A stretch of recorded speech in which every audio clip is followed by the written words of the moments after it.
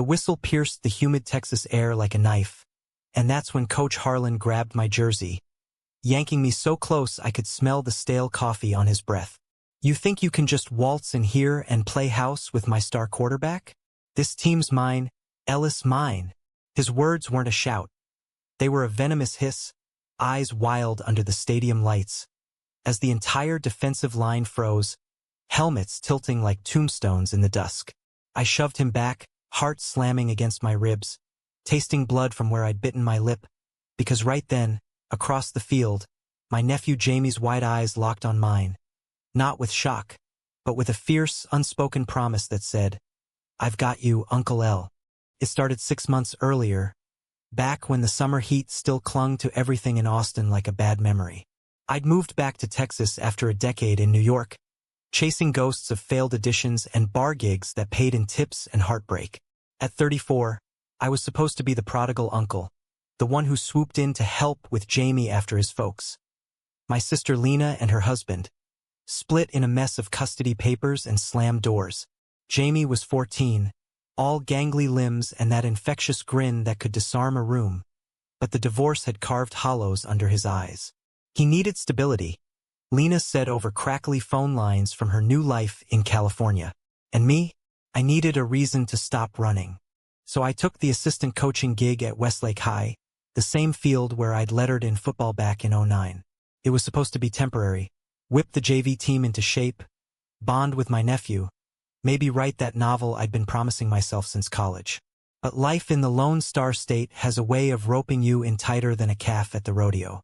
The team was a ragtag bunch of kids with dreams bigger than their playbooks. Linebackers built like line cooks, wide receivers faster than jackrabbits, and Jamie, my sister's kid, who had the arm of a future Heisman but the heart of a poet. He idolized me from day one, trailing after practices with a beat-up clipboard, scribbling plays like they were sonnets. That's where I met Riley. God, Riley. He was the JV quarterback, a senior transfer from Dallas with sun-bleached hair that fell just right over his forehead and eyes the color of the Colorado River after a rain. Deep green, pulling you under before you even realized you were swimming. He was 19, held back a year after some family drama, but on the field he moved like he owned the turf. Effortless spirals, reads that anticipated the defense 2 steps ahead. Off the field, he was quieter, sketching in a worn notebook during breaks. Landscapes of the hill country, wildflowers twisting through cracked earth. We clicked during film sessions, me breaking down his footwork, him listening with that half-smile that made my chest ache in ways I hadn't felt since my last disastrous hookup in Brooklyn. It wasn't supposed to happen. I knew better. The lines were clear. Coach and player, uncle and nephew's teammate. Gay man in a state where don't ask, don't tell still echoed in locker rooms. But Austin's got this undercurrent, a progressive pulse beneath the barbecue smoke and pickup trucks, where 6th Street bars host drag brunches and the Capitol Dome flies rainbow flags on Pride. Still, high school football, that's sacred ground, and I was tiptoeing on eggshells. Our first real conversation was after a brutal scrimmage in July, the kind where the heat index hits 110 and egos shatter like cheap beer bottles. Riley had thrown 3 picks, his confidence cracking under the starter's trash talk. I found him by the bleachers, notebook open to a half-finished drawing of the field, goalposts like skeletal fingers against a fiery sunset. "Hey, kid," I said, dropping onto the metal step beside him, my cleats scraping rust. "Plays don't define you, neither do bad days." He glanced up, sweat beading on his upper lip, and there it was, that spark. "Easy for you to say, Coach L. You're the one who made that Hail Mary in the state semis. Legend status." His voice had that Texas drawl, softened by city lights, wrapping around my name like a secret. I laughed, too loud, rubbing the back of my neck. "Legends fade. It's what you build next that sticks." We talked for an hour, about his mom's nursing shifts that left him fending for himself, my botched music career, the way football felt like the only place where words weren't needed. By the time the cicadas started their evening chorus, the sun dipping low and painting the sky in bruised purples, something had shifted. His knee brushed mine, accidental at first, then not. I didn't pull away. From there, it was stolen moments. Late-night texts about route trees that veered into playlists of indie folk and Springsteen covers. Drives to Barton Springs for post-practice dips, where the cool water washed away the grime and let us float side by side, shoulders grazing under the cypress shade. Jamie noticed, of course. Kids like him see everything. "Uncle L, you and Riley, y'all are like brothers or something?"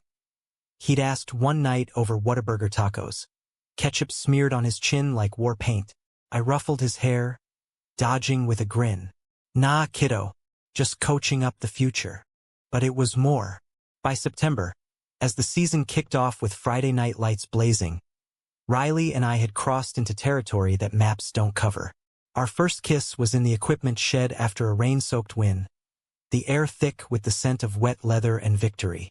He tasted like Gatorade and possibility, his hands tentative on my waist as thunder rumbled overhead. "Coach, Ellis, this okay?" He'd whispered, forehead pressed to mine. I nodded, pulling him closer, the world narrowing to the drum of rain on tin and the wild beat of my pulse. Felt like coming home. We kept it hidden, or so I thought. Practices were our battlefield. Me barking drills, him executing with that fire I'd ignited. Jamie thrived too, starting at safety, his hits crunching like autumn leaves. The team gelled, wins piling up, boosters clapping louder at tailgates. Life was a tightrope, but damn if it didn't feel electric. Then came the whispers, small at first, like dry leaves skittering across the parking lot. A missed glance in the huddle, a lingering high five after a touchdown. Coach Harlan, the head guy, a barrel-chested ex-linebacker in his 50s with a buzz cut and a temper forged in Nam reruns, started side-eyeing me. Harlan was old-school Austin. God, guns, and gridiron. He'd hired me on Lena's recommendation, but I could tell he regretted it when I pushed for inclusive team talks, stuff about mental health, not just two-a-days. The first Real crack appeared mid-October, after a bye-week barbecue at Zilker Park. Riley and I had slipped away to the pedal boats on Lady Bird Lake, laughing as we churned water under the Bat Bridge, his hand finding mine beneath the seat. Jamie tagged along that day, manning the grill with tongs too big for his hands, declaring himself sous chef supreme. He caught us paddling back, Riley's arms slung casual over my shoulders, and shot me a thumbs up that twisted something in my gut.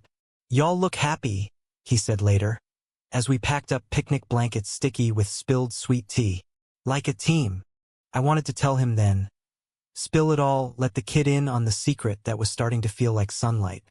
But fear clamped my throat. What if it broke him? What if it broke us? The team rolled into November undefeated, the playoffs looming like a promise. Practices intensified, drills turning savage under the floodlights.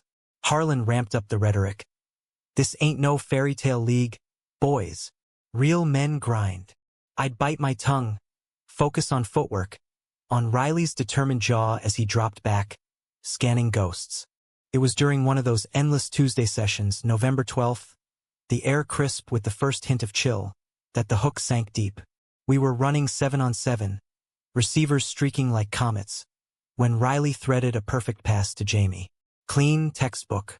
But Harlan blew the whistle mid-play, storming the huddle.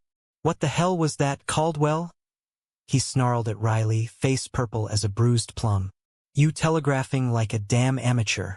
Or is your head somewhere else? Maybe warming the bench with Ellis?" The huddle went dead silent. Riley stiffened, glove creaking as he clenched his fist. "With all due, coach, that was on point." Jamie was wide open. Harlan's laugh was a bark. "Jamie? The water boy's nephew? Boy, you better watch who you throw to." He jabbed a finger at me. "And you? Keep your pet projects off my field." Jamie stepped up then, helmet under his arm, voice steady as rebar. "Coach, that was my route." Riley nailed it. Uncle L's just doing his job. Harlan wheeled on him, but I was already moving, inserting myself between them. "Enough. Run it again." My voice cut through, but inside, alarms blared. Harlan's eyes lingered too long, accusatory, like he'd sniffed out the rot.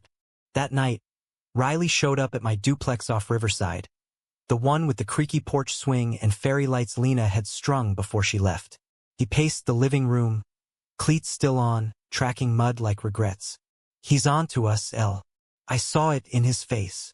I pulled him down onto the couch, our knees knocking, and kissed the worry from his brow.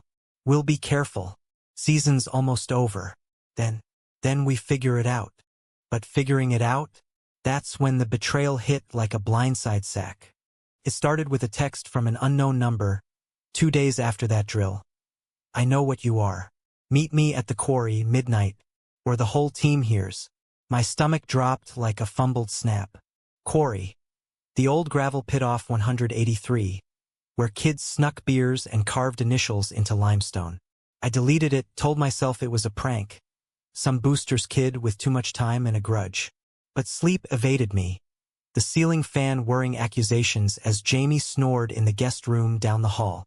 By morning, paranoia had rooted deep. Practice was a blur. I overcorrected Riley on every read, my critiques sharp as Harlan's glares. Jamie picked up on it, cornering me by the water cooler after stretches. Uncle L, you okay? You look like you swallowed a lemon. His concern was a knife, pure, undeserved. I forced a smile, clapping his shoulder pads. Just the grind, kid. Playoffs'll do that. Riley caught my eye across the turf. A silent "what's wrong?" in his furrowed brow. I shook my head, mouthing later. But later came too soon. That evening, as I grilled burgers in the backyard, Jamie's favorite, with extra cheddar melting like liquid gold, the phone buzzed again. Same number, Corey. Now, or pics go viral. Pics? My blood iced. I hadn't taken any, but Riley. We'd been careful, shadows and angles, nothing traceable. Still, the implication clawed at me. I made an excuse to Jamie, errand run, back by dark, and drove out to the pit, windows down to let the highway hum drown my thoughts. The quarry loomed under a sliver moon, chain-link fences sagging like tired shoulders, floodlights from a distant warehouse casting eerie pools. Harlan's truck was there, parked crooked, headlights off. He leaned against the hood, a silhouette thick as oak, cigarette glowing like a firefly's warning. You came, he grunted, flicking ash into the dirt. No hello, no pretense. I killed the engine, stepping out with hands shoved deep in my jacket pockets, keys biting my palm. This better be good, Harlan. It's late, and I've got a kid waiting. He straightened, tossing the butt and grinding it under his boot. Kid. Yeah. Speaking of your sister's boy. Fine player. But you. He stepped closer, breath sour with tobacco and bourbon. You're poisoning this team, Ellis. Skulking around with the quarterback like some back-alley Romeo. My pulse thundered, but I held ground. You got no proof. And even if. Proof. He barked a laugh, pulling his phone from his windbreaker. The screen lit his jowls in harsh blue as he swiped to a grainy photo. Me and Riley at the lake, his head on my shoulder, sunset blurring the edges. Another from the equipment shed, shadows merging our outlines. Booster snapped these at the barbecue. Sent them to me. 'Cause he knows I'm the only one with balls enough to handle it. Betrayal burned hot. Who's Booster? One of the oil rig dads, probably the kind who donated for naming rights and prayed against that agenda. I snatched for the phone, but Harlan yanked it back, pocketing it. Easy, queer. You think this ends here? I forward these to the principal, the district, hell, the boosters board, and you're done. Fired, run out on a rail. And your little golden boy? Blackballed before college apps. The word queer landed like a cheap shot, low and dirty. I tasted bile, years of hiding flashing. The closet in high school. The ex in New York who bailed when it got too real. The isolation that drove me back to Texas. What do you want? I forced out, voice steady as I could manage. Harlan's grin was wolfish. Simple. Resign. Quiet like. Tell him family emergency, whatever. And keep your hands off my players. Riley's got scouts coming UT and M. Can't have scandal stinking up the program. I laughed, bitter and broken. Your program, right? And if I don't? He shrugged, casual as swatting a fly. Pics go out. Monday morning. Team group chat first for good measure. Let the boys decide if they want a ferry calling plays. The drive home blurred, taillights streaking like tears. Jamie was up when I slipped in, sprawled on the couch with a dog-eared copy of The Catcher in the Rye. His current obsession. Uncle? It's almost 1. Burgers got cold. His voice was sleepy, but eyes sharp, reading me like a scouting report. Sorry, Poule. Rough night. I collapsed beside him, the cushions sagging under us. He set the book down, studying my face. You can tell me, whatever it is. He hesitated, then added soft. Riley called. Said you seemed off at practice. Is it him? My heart stuttered. Jamie knew? How much? I searched his face. Open, earnest, freckles dusting his nose like stars. Jamie, it's complicated. He nodded like he'd expected it. Complicated's okay. Mom says love's always messy. Like her and Dad. A shadow crossed his features, but he shook it off. Just, don't let Harlan win. He's a bully, and bullies only punch down 'cause they're scared. I pulled him into a hug, his bony frame fitting against mine like it had when he was 5 and scared of thunderstorms. When'd you get so wise? From you, he mumbled into my shirt. You're the one who says teams stick together. That night, I lay awake, Harlan's ultimatum looping like a bad highlight reel. Resign, slink away, save Riley's shot, spare Jamie the fallout. Or fight, risk it all on a principle that might crumble under small-town scrutiny. By dawn, decision made. I'd go to the principal Monday, frame it as burnout. Clean break. But Riley had other plans. He cornered me pre-dawn at the duplex, pounding the door until I yanked it open, hair tousled, coffee mug steaming in my grip. What the hell, El? Harlan texted me last night. Said if I don't cut contact, he's benching me for the playoffs. His eyes were red-rimmed, voice cracking on the edges. Rain from an overnight shower slicked his jacket, dripping onto the welcome mat. I pulled him inside, door clicking shut like a trap. It's worse. He showed me photos. From the barbecue, the lake. Riley's face drained, but I cupped his jaw, thumb tracing the stubble I teased him about last week. He's blackmailing me to quit. I have to for you, for the team. No. He gripped my wrist, fierce. We face this. Together. I'm not some kid you protect by running, I choose this. Us. His kiss was desperate, salt-tinged, pouring years of hidden longing into the space between breaths. We broke apart gasping, foreheads pressed, the world outside fading to white noise. You're sure? I whispered, fear and fire warring in my chest. He nodded, smile tentative but true. Scouts or not, I play for the love of it. And I love. The word hung, unspoken but electric. Before he could finish, Jamie's door creaked open down the hall. Uncle? Who's Riley? He padded out in pajamas, rubbing sleep from his eyes, but froze when he saw us. Hands linked, faces inches apart. The air thickened, charged. Riley stepped back, cheeks flushing. Morning, Jammer. Just strategy talk. Jamie blinked, then grinned, slow and knowing. Strategy, huh? The best kind. He shuffled to the kitchen, pouring cereal with exaggerated nonchalance. You two want frosted flakes? Mom says breakfast fuels champions. We laughed, tension fracturing like ice on a pond. Over bowls of sugary crunch we plotted, not resignation, but revelation. Tell the principal together, loop in Riley's mom, a no-nonsense nurse who'd marched through fire for her son, and let Jamie rally the team. They trust you, he insisted, milk mustache framing his determination. You're not just Coach L. You're family. Monday dawned gray, clouds bunching like spectators. The principal's office smelled of lemon polish and old textbooks. Dr. Vasquez, a sharp-eyed Latina in her 40s who'd coached volleyball in her youth, leaning back in her swivel chair as we spilled it. Harlan's photos on the desk, Riley's hand steady on mine under the table, Jamie fidgeting beside us like a coiled spring. Vasquez's face hardened, not with shock, but resolve. This is extortion, plain and simple. Harlan's been on thin ice. Complaints from parents about his methods for years. She tapped the phone. We'll investigate. You three keep coaching. Keep playing. This school's about building boys into men, not breaking spirits. Relief flooded, but it was short-lived. Word leaked, as it does in echo chambers. By lunch, the halls buzzed. Whispers in the cafeteria, stares in the gym. Harlan avoided my eyes at practice, his barks muted. But the team? They fractured. Some kids high-fived Riley harder, murmuring support. Others clustered around Harlan, loyalty a fragile thing. The real storm hit Friday, game night against rivals Lake Travis. The stadium thrummed, bands blaring, cheerleaders flipping under pyrotechnics. The air electric with chili dog grease and anticipation.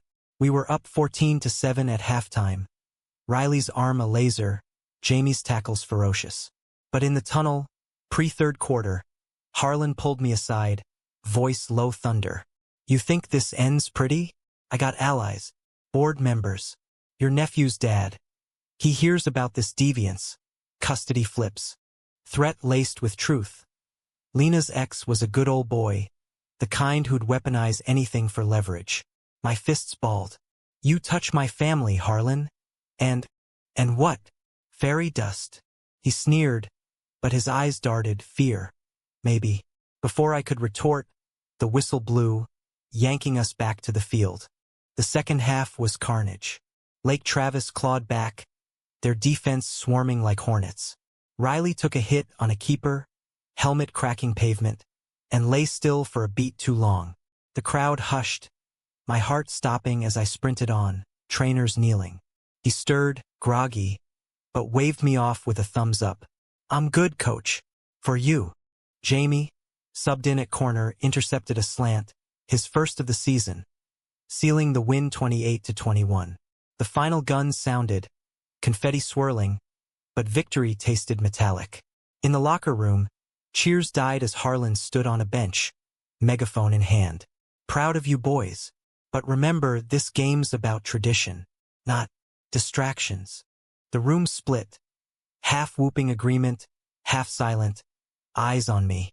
Riley rose first, towel around his waist, bruises blooming purple. Distractions? Coach L's the reason half of us are starting. He sees us, all of us. Murmurs rippled. Jamie jumped up beside him. Yeah, Uncle L taught me heart matters more than hits. Who's with us? One by one, helmets nodded. A lineman clapped my back. A receiver hugged Riley. Harlan's megaphone drooped, face ashen. He stormed out, door slamming like judgment. The fallout was a slow burn, embers glowing under ash. Harlan suspended himself pending review. Vasquez announced at assembly. Framed as leadership growth, but we knew better. The team coalesced tighter, practices infused with a new rhythm. Not just drills, but dialogues. Kids opened up, about dad's expectations, crushes that didn't fit the mold, the weight of Friday nights as a measure of manhood. Riley led film sessions now, his sketches evolving into motivational murals on the locker room wall. Wildflowers breaking through turf, caption bloom where you're planted. For us, the quiet moments deepened. Riley and I carved out space. A weekend hike in the hill country, where granite outcrops cradled us like secrets. We talked futures. Him eyeing UT's film program alongside football. Me dusting off guitar strings for open mics at Saxon Pub. I want messy with you, he said one dusk, as we watched Hawks wool over Scrub Oak, his head on my lap. The kind that sticks. I traced the scar on his knuckle, from a childhood bike wreck. Me too. But Jamie, he's the anchor. Can't build without him. Speaking of, my nephew became our unofficial chaperone. His support a lighthouse in fog. He'd drag us to Alamo Drafthouse for midnight showings of Rocky Horror, quoting lines with glee, or invent team-building picnics where he'd grill while we strategized. One night, post-pizza on the porch swing, stars pricking the velvet sky, he dropped the bomb casual as extra Parmesan. You know, Uncle L, when Mom told me you were gay, back when I was little, I thought it meant you liked rainbows or something. But now, I get it. It's like, Riley completes your playbook. I choked on my root beer, Riley sputtering laughter beside me. Jamie Caldwell, you little spy. When'd she tell you? He shrugged, swinging his legs. Age 10? After Dad's thing with the secretary. Mom said love's love doesn't come with rules. I just wanted you to be happy here, with us. His vulnerability cracked me open. This kid, who'd weathered divorce like a pro, choosing grace over grudge. The betrayal's shadow lingered, though. Whispers traced Harlan's ghost. Anonymous emails to Vasquez, boosters grumbling at meetings about values. Then, the gut punch. A call from Lena, voice tight over the line. "Elle, talk to me. Jamie's dad filed for full custody. Says the environment's unstable. Cites some article about your situation." Harlan fed him the story. Rage boiled, hot and helpless. "That son of a Lena, it's bullshit. I'm fighting this." She sighed, weary. "I know. But courts, Texas courts. We need proof you're solid. Jamie's testimony, maybe. He's adamant. Says you're his rock." I hung up, storming the backyard where Riley tossed a football with Jamie under the floodlight. "Heads up!" Jamie yelled, spiral wobbling but true. They froze at my face, ball-thumping grass. "Dad's trying to take me," Jamie said, not a question. Eyes wide but chin set. "Because of you and Riley?" "Partly." I sank onto the picnic table, head in hands. "Harlan's poison. Thinks he can bully us out." Riley dropped beside me, arm around my shoulders. Solid, unyielding. "Then we show him. Court dates, what, 2 weeks?" We rally. Jamie nodded. Fierce. "I'll tell the judge. About practices, how you make us better. Not worse." He paused, kicking a divot. "But what if they believe him? What if I have to go?" The fear in his voice, small, seismic, undid me. I pulled him close, Riley enveloping us both in a huddle. "Won't happen. We're a team. Remember? Unbreakable." The next fortnight was blitzkrieg. Lawyers' calls, affidavits stacking like play sheets. Vasquez wrote a letter, praising my inclusive leadership. Teammates signed petitions, their scrawls earnest loops. Coach L saved my season. Riley's mom, Carla, drove in from Dallas, her scrub still on, hugging Jamie like a lifeline. "Family's what we make, Mijo. Not blood or ballots." Court day dawned brittle. Travis County Courthouse, a monolith of marble and mahogany. The room smelled of wax and worry. Judge Harlan. Irony's cruel joke. A silver-haired veteran with wire rims and a no-nonsense squint. Jamie's dad, Tom, sat ramrod in his suit, lawyer preening beside him. Harlan lurked in the back row, anonymous but unmistakable, his presence a taunt. Testimonies dragged. Tom's attorney painting me as disruptive influence. Flashing redacted emails. Harlan's leaks, twisted. My counsel countered with Vasquez's letter, team statements. Then Jamie took the stand, 14 going on 40, button down crisp, voice unwavering. "Your Honor," he began, hands folded like prayer. "My uncle's not unstable. He's home. After Mom and Dad split, I was lost, like fumbling in the dark. Coach L showed me light. On the field, off it. He loves Riley, yeah, but that's not weird. It's real. And real's what I need." The judge leaned forward, eyes softening. "Son loves a big word. You understand the implications?" Jamie met his gaze. "Better than most. Dad's place? It's rules and silence. Claus. It's talks at midnight, burgers that don't judge.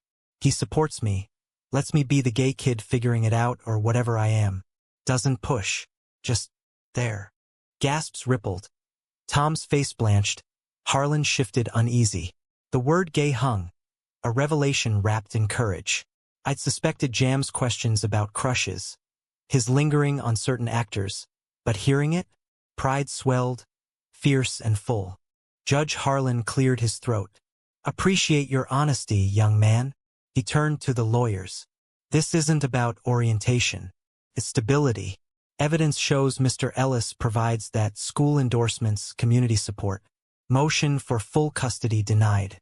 Joint remains, with monitored visits for Mr. Caldwell." Hammers fell softer than that gavel.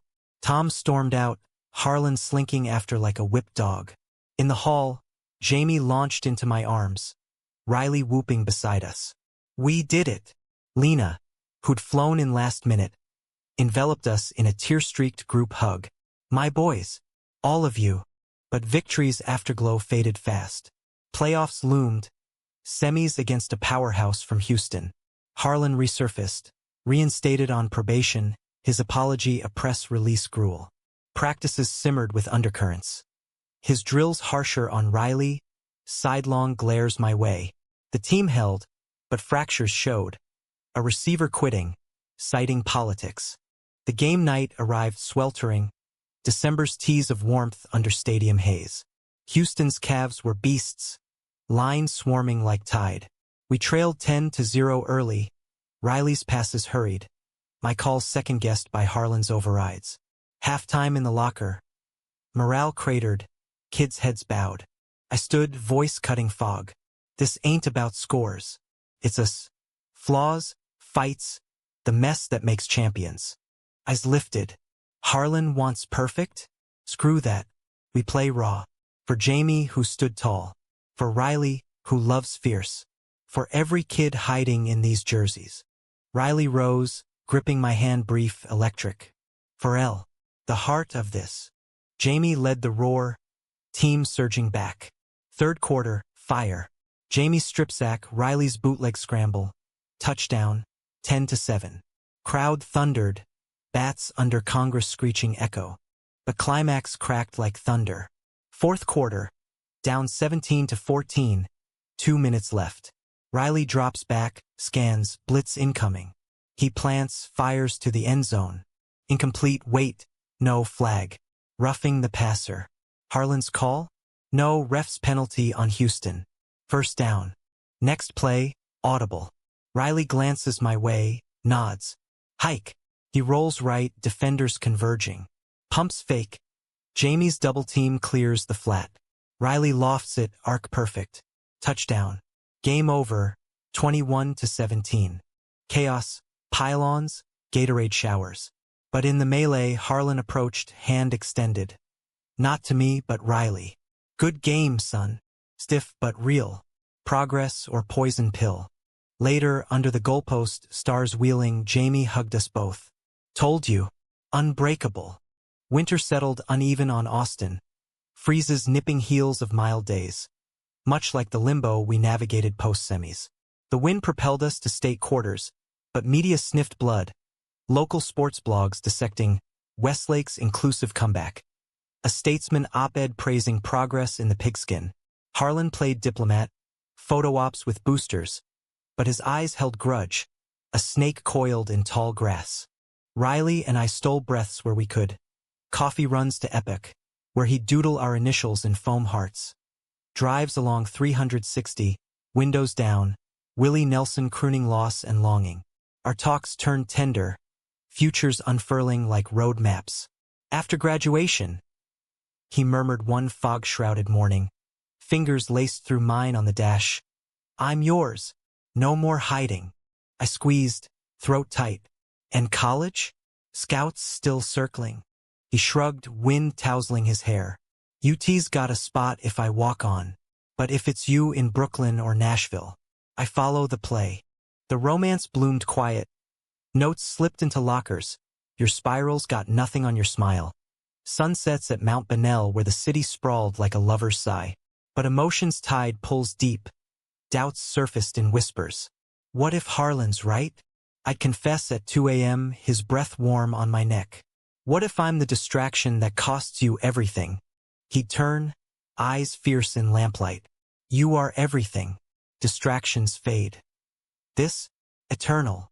Jamie, our compass, navigated his own currents. Post-court, he came out to Lena over FaceTime, her tears joyful pixels. At school, he wore a subtle rainbow pin on his backpack, fielding questions with Jamie grins. Yeah, bi-curious or whatever. Deal? Teammates evolved. Some awkward, others allies. One even asking Riley for advice on telling my folks. But betrayal's echo resounded. Tom's visits turned toxic. Supervised park meets where he'd grill Jamie on that lifestyle, planting seeds of doubt. One Saturday, post-soccer drills, Tom cornered me by the minivan. "You happy now, Ellis?" "Turning, my boy." I held fire, Jamie watching from the swings. "Turning? Nah, just loving him true. Like you should." He scoffed, but drove off, wheels spinning gravel. Jamie later, ice cream cones melting, admitted the ache. "Dad's mad at change. But you make space for it." State quarters loomed in San Antonio. Alamodome, a colossus of steel and spectacle. The opponent, Permian from Odessa, oil-bred titans with a dynasty's glare. Drive down I-35 was caravan. Buses strung with chapstick banners, families tailing in RVs, air thick with Whataburger fries and nerves. Hotel check-in, chaos, kids cannonballing the pool. Riley and I shared a room, official mentoring, Vasquez's wink, while Jamie bunked with linemen. That night, post-curfew quiet, he knocked soft. "Can't sleep. Playoff jitters." We made space on the bed, 3 abreast, flipping channels to old westerns. "Remember that time in New York?" Jamie asked, head on my shoulder. "You sent me that snow globe, Eiffel Tower, but you said it was Austin's skyline." I chuckled, arm around him. "Lied to make it special. But you're my real landmark." Riley propped on elbow, sketching absent on hotel notepad. "Quarters tomorrow. We got this." Jamie nodded. "For the team. For us." Game day dawned electric, dome humming pre-kick. Permian struck first 60-yard bomb, 7-0. Our response. Fumble on the exchange, Harlan's face thunder. But halftime pivot, my speech, raw. "They're giants. So what? Giants bleed. Play for the kid next to you, the one who sees you." Second half surge. Riley's 70-yard scamper, Jamie's pick six. 21-17 us. Final drive, Permian at our 30, clock ticking. Their QB, a cannon-armed phenom, drops back. Blitz, sack by our nose tackle, fumble. Jamie pounces, rumbling 40 yards untouched. Touchdown.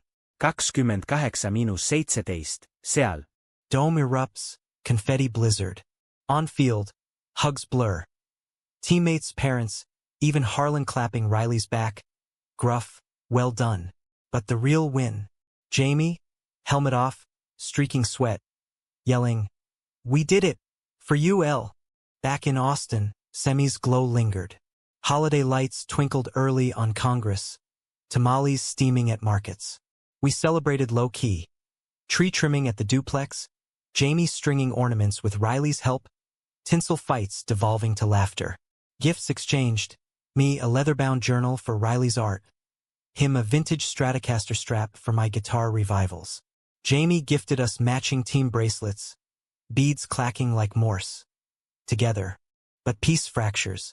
Christmas Eve, a package arrived, no sender, brown paper crisp. Inside, printed emails, Harlan's signature bold. Leaks to State Board, alleging moral turpitude, timed for January review. Accompanying note, typed sterile, "End it or end careers." Heart sank. Riley, reading over shoulder, crumpled it. He's desperate.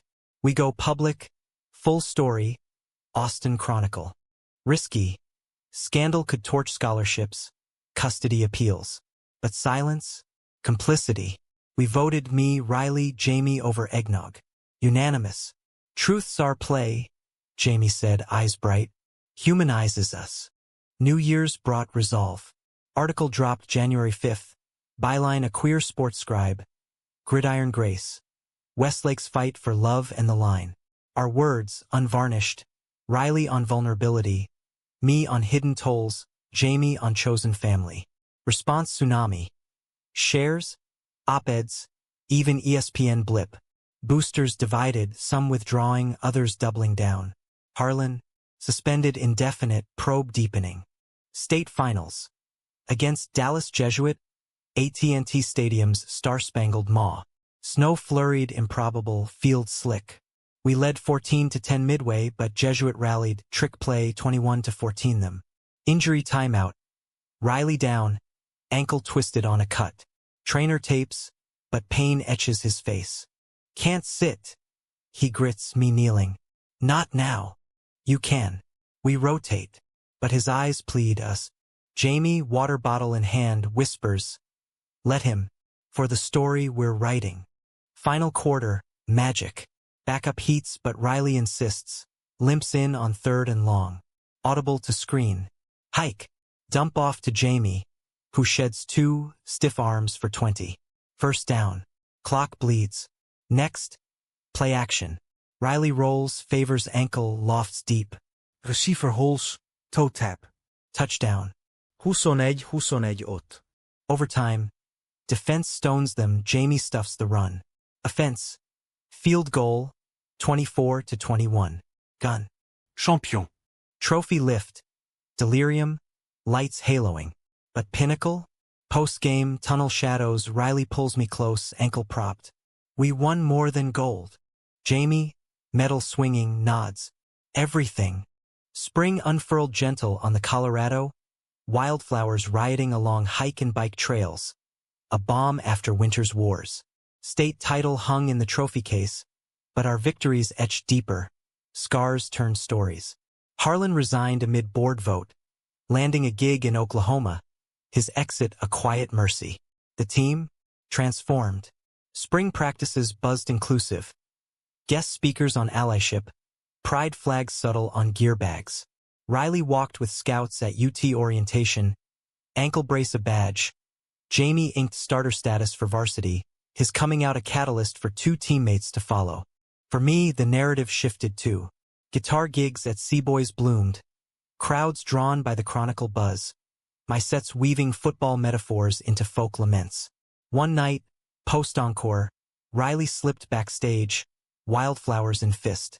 Marry me, not proposal, promise. Someday, when life's playbook allows. I kissed him slow amid amp hum. Some days today. Lena visited May, custody formalized joint but vibes forever mine. Over brisket at Franklin's she raised glass. You built a home, L. For all of us. Jamie beamed, sauce on chin, plotting summer road trip. Marfa lights, Big Ben stars. Yet humanism's heart beats in fractures mended. Tom's thaw came gradual. A hesitant text post-finals, proud of the boy. And you, I guess. Jamie bridged, inviting him to graduation. Aisle seat, clap tentative but there. Progress, pedal by pedal. Graduation June swelter. Daryl K. Royal Arena packed. Riley cross stage, diploma high. Eyes finding mine in bleachers, wink electric. Jamie, freshman now, hooped from floor seats. Ceremonies close. Valedictorian, a teammate, quoted Whitman. We contain multitudes. Applause thundered. I teared. Riley's hand finding mine under armrest. After party at Zilker. Blankets spread. Fireworks popping lazy. Jamie sprawled, head on my lap. Riley sketching constellations. Best season, he murmured. Best life, I corrected. Betrayal's ghost? Faded to lesson. We'd been caught. In drills, doubts, darkness. But support. That fierce tether from Nephew'S grin. Pulled us through. In America's heartland sprawl. Where stars stretch infinite and loves defy lines. We emerged not unbroken, but beautifully bent. Human, holy. Epilogue whispers. Riley at UT Fall. Me adjunct coaching weekends, Jamie lettering varsity. Text chain, miss you. Love you. Team forever. And in quiet Austin nights, under pecan shade, we play catch. Spirals true, hearts fuller. Because in the end, the game's not won on turf alone. It's the bonds that bind, the supports that save, turning middles into miracles.